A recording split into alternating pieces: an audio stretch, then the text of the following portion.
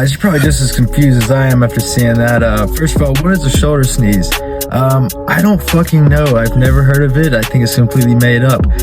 Number two, did this shoulder sneeze help him get his 3D cap delts? Absolutely the fuck not. And let me explain. So here's the deal. There's no magic exercise, no matter how many people want to tell you that online.